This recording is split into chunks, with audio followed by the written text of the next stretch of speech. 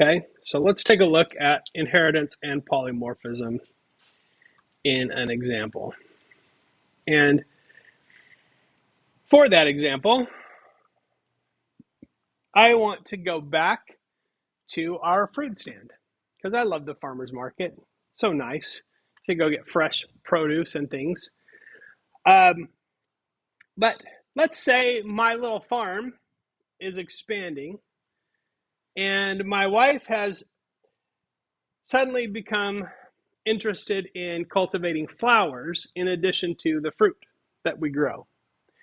And so I have to update my software because flowers are a little different than fruit. And so we're going to use an example, a combination of both inheritance and polymorphism here.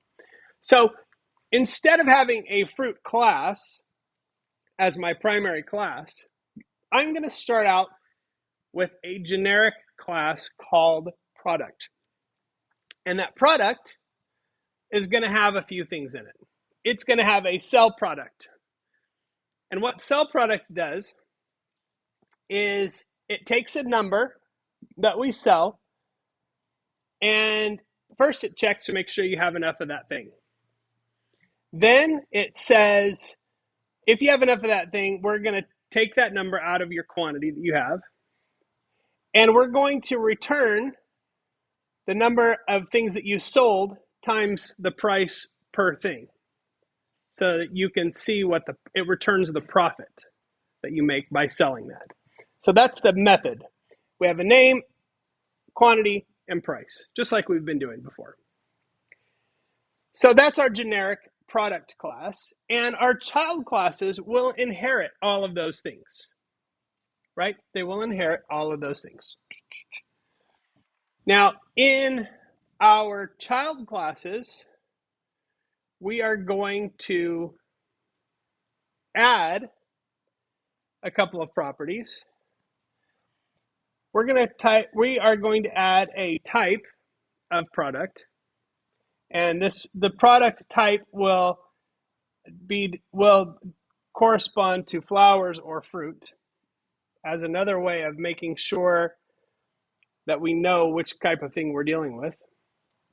And str color, if we have white roses and red roses, we want to be able to differentiate between the type of flower. So we might have two flowers that both have str name of roses, and the differentiating thing will be the color now. So in code, let's build this, or let's look at this. Here is my CL product class. Okay, you can see here it's got an initialization method where we're initializing string, quantity, and price based on provided values. In this one, the string method is going to return generic product and the name and the quantity and the price. So we can do that here. It also defines the sell items method, which does what I said. It checks to make sure that we have an integer provided. And it also checks to make sure that we have enough in inventory. If we have enough in inventory, it says we're going to take that number out of inventory. We're going to give some feedback, and then we're going to return the number sold times the price so that we know how much money we made on that interaction. We also have setters and getters for all three of the properties. So set quantity, set price, get price, set name, get name. And you can see the getters are just a simple return of that value. I'm just building those out in case I want to do something with it that is more involved later. Then I'm set up to use getters from the beginning. Okay, so here is the child class of CL fruit. Okay, so we have our fruit class, And there's a few things that you need to note here about the fruit class. The first thing is that in the class definition line on 42, we have class CL fruit, and then what you'll see in parentheses is the parent class. So when you put something in parentheses, or you see something in parentheses, in a class definition, what it's referring to is the parent class. So I'm directly referring here back up to this class. And what that says is CL fruit is going to inherit everything that that class has, all the methods and all of the properties. Okay? Now, the second line here, the initialization string, you're going to notice something interesting. The initialization method has as its first line this, super. Now, we're not talking about superpowers or Superman. It's more like superlative or the parent. It's referring to the parent. So when you see super, like this, what it's doing when I say super and then dot initialization is it's calling. So when I create the fruit class, it calls the initialization method automatically. And the first line of this initialization method is to call the initialization of the parent. You have to do that. And remember, the parent initialization requires those three arguments be given. So when I call the initialization of CL fruit, I have to require those same three arguments because those get passed through. So that when I call the parent's initialization, it works. It gets those results. Okay? And then I'm adding one more property called str type, and I'm saying this is a fruit. It's a little bit redundant, but sometimes it's nice to have that extra, that property available rather than seeing what type of object it is. So sometimes there's a good reason to have a little bit of redundancy. I could tell what type of product it is by what child class it's using, but I don't necessarily need to if I have this. So this, now, notice, the parent class had a string already, method defined. So when I define a string method in the child class, I'm using polymorphism to override what the parent class does. Remember, the parent class just said generic product up here. The child class says that it's a fruit. So I'm overriding that to make sure that it's the right kind of information. And so if I'm going to create the flower class, I'm going to do it like this. Okay, so class CL flower with CL product as the parent. Then I'm going to define the initialization method.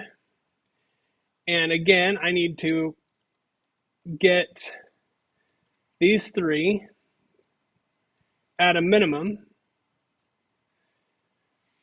Now the flower class, I want to give it the color also when I initialize it. So I'm going to give it one more string, strc. So if I'm creating a flower, an instance of flower, I have to give it a name, a quantity, a price, and a color when I create that instance. So the super here, super dot init, and then we are going to pass that one strn, intq, and flp, just like that. Now I don't pass the color to the super because product does not have a color variable, and it only takes three. It only takes three arguments. So the strc, I'm just going to use here to say, first I'm going to say type equals flower, and then self dot str color equals strc. So I'm taking this argument and dropping it into self.strcolor. Now we want to redefine the string. We want to use polymorphism again here. And I'm going to define the string method. And I'm just going to say return. I'm going to take this as my model and copy that. Okay. First thing I'm going to do is I'm going to say flower. But I also want to include what color it is, because we're going to use that. So I'm going to put color right before the name. So if it's red roses, it'll say red roses, self.str color, just like that. So I'm using polymorphism to override the string method for each of those things. So now let's also put in you bought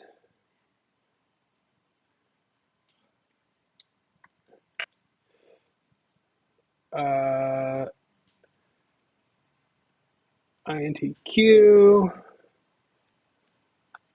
and fruit, we're going to just say STRN. There we go. And then for the flowers, copy. You bought that, and then we want to throw color in there, STRC. Okay. So now if I want to use those, let's check this out. So I will have, let's go ahead and do a list. List products equals, and I could call this anything, but since I'm going to put both flowers and fruit in here, I'm going to call it products. And I'll say li products append cl flower. And so I'm going to give it a name, roses, and I'm going to give it a quantity. We'll call it 2 dozen, and we're going to say like $5 each because roses are ridiculously expensive. Just saying. Red. All roses are expensive unless you're buying them at, on the street corner. That's a fact. So li product, let's throw a fruit in there, append, and then we say cl fruit, and we're going to say apples, and 10 apples at 50 cents each. So now I can have both of those kind of fruit for object product in li products, and I can now print that. Even though they are different, right? They're different classes in here. This will still work as long as I'm only calling the things that exist in the parent class that are common to both. But polymorphism allows me to differentiate between the two if I want to also. So if I run this, okay, so now I have red roses and apples. Obviously my formatting could be a little bit better there. 5.0 and 0.5 cents. Right, so price 0.2F, price 0.2F, maybe throw a $sign out there. Rerun that just to prove that I'm okay with it. All right, there we go. So now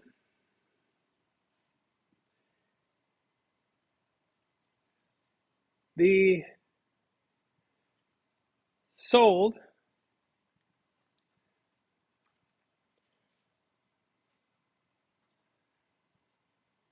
let's create a variable called FL profit. Okay, so FL profit is equal to 0 right now.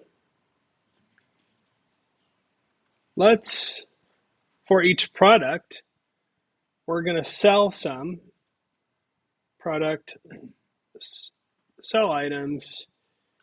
Let's just sell 5 of each of those.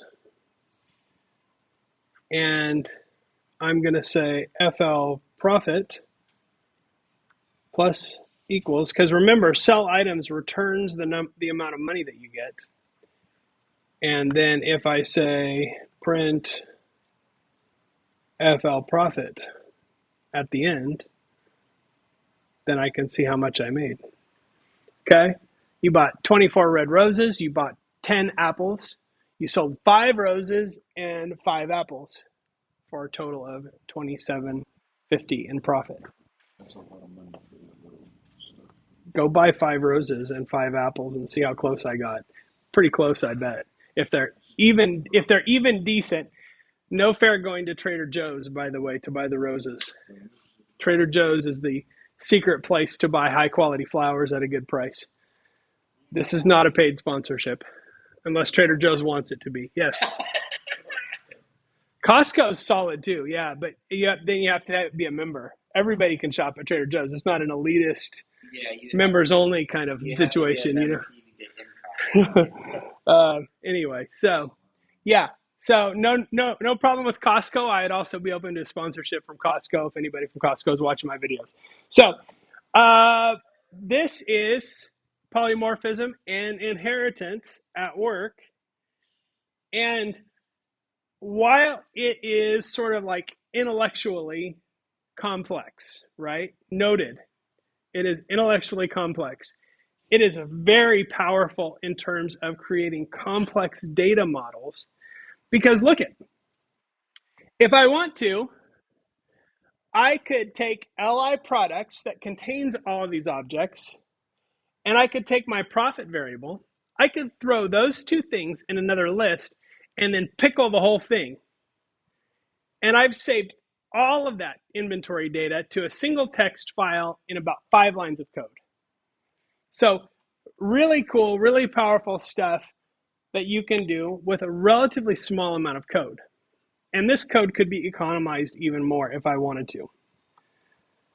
So that is polymorphism and inheritance for you.